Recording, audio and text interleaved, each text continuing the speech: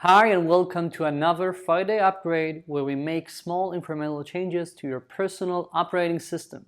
I'm Ben-Yosef, advisor and coach to tech executives, and all of these Friday upgrades are based on concepts from my upcoming book, The Tech Executive Operating System. Today, I'd like to talk to you about impact. Specifically, how do you know that you're having it? In the past year, I've talked to literally hundreds of CTOs, VPs of engineering, CEOs, and I asked the majority of them a simple question. How can you tell that your R&D organization is doing well? How do you measure them? And the most frequent answer was something as basic as they delivered on the roadmap. And that's like, I don't know. I call it order taking, right? You have a CTO that's getting a roadmap and the CTO says, all right. Would you like fries with that? That's the impact they're having. They're just doing what they're told.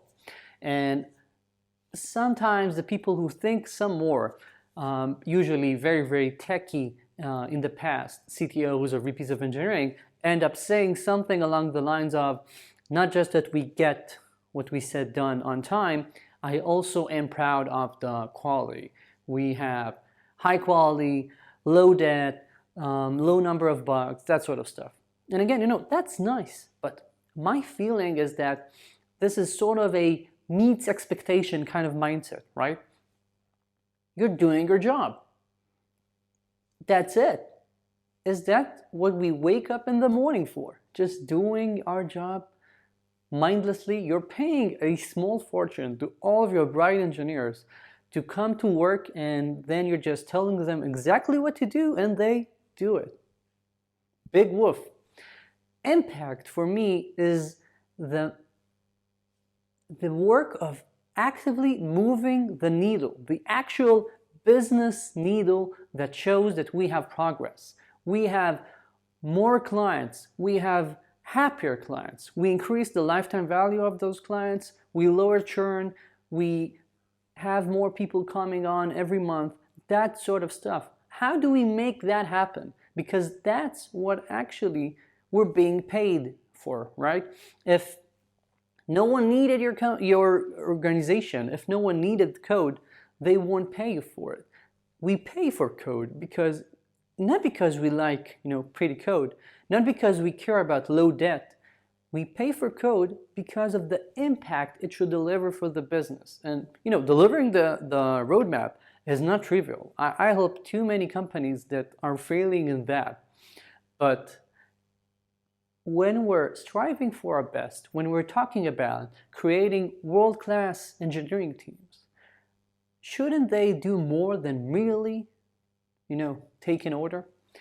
And impact for me, and what I talk about in the book, is how do we make a team, an organization that understands exactly what those needs are and then is fully empowered to drive that forward.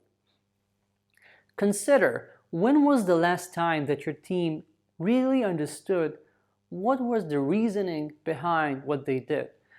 A lot of companies nowadays are moving to frameworks like OKRs, and they create these objectives and key results. But what I'm seeing is essentially cargo culting.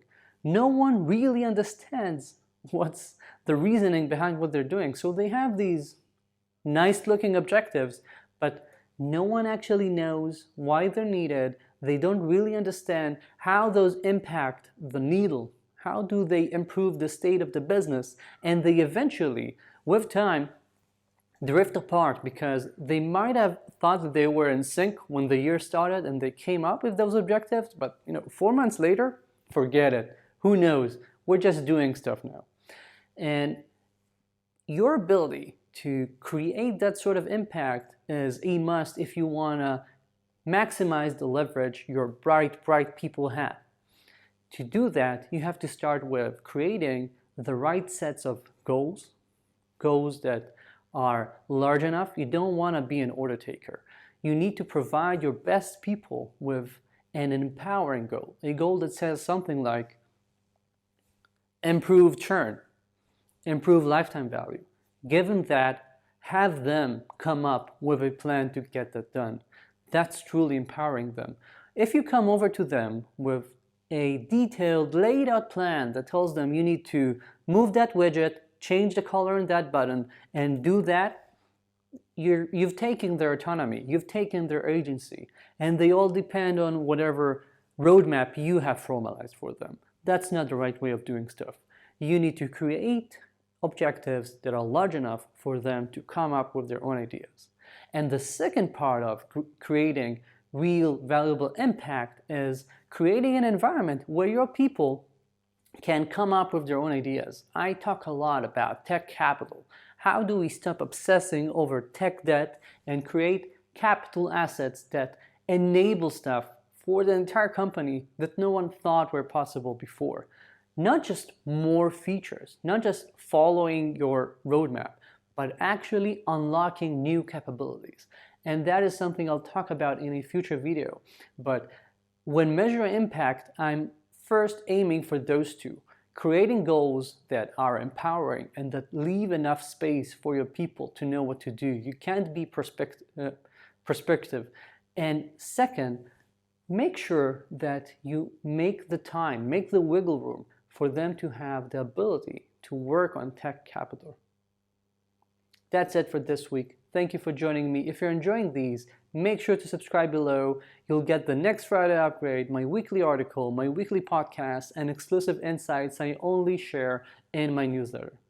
Thank you, and talk again soon.